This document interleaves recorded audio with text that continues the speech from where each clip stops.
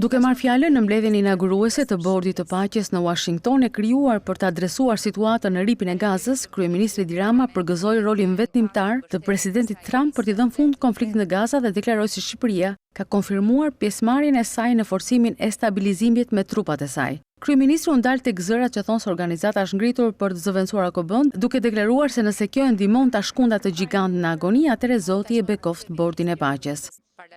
Zoti President, ne përgëzojmë rolin tuaj vendimtar për të ndaluar konfliktin përkellues në Gazë dhe Shqipëria ka konfirmuar pjesëmarrjen e saj në forcën e stabilizimit me trupat e saj. Në të njëjtën kohë propozoj që ky bord të ftojë të gjitha vendet të kontribuojmë drejt për drejt me ndërtimin e një objekti publik të dedikuar për fëmijët palestinez. Duke bërë kështu, bota do të ndihmojë fëmijët e Gazës që janë pengjet më të pafajshme të lunatizmit të Hamasit.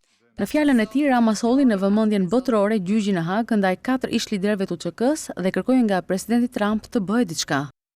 Sot, presidenti i Kosovës ka kaluar 6 vjet në një paraburgim nga një gjykatë e posaçme në Hag, e sponsorizuar nga një sër shtetesh demokratike. Disa prej tyre të pranishëm edhe këtu, dhe që duhet i vijë turp nga ajo lloj drejtësie ndërkombëtare. Vetëm javën e kaluar, një tjetër prokuror i financuar nga ky vend i madh i tatim paguesit e tij, kërkoi 45 vjet burgim për të. Një kërkesë që shkaktoi një valë tronditëse, poshtorimi në të gjithë tërësinë e një vendi paqëdashës. Dhe në këtë moment ka vetëm disa muaj që qëndroi midis një njeriu, i cili u ngrit nga qendresa ndaj spastrimit etnik për të shndruar në një paqëbërës dhe një rezultati shkatrimtar nga një gjykatë që deri tani ka dështuar në çdo hap të përmbajë standardeve të drejtësisë demokratike. Për hir të Zotit, Zoti President, le të bëjmë diçka, përpara siç të thoni ju, gjëra shumë të këqija të mund të ndodhin sërish.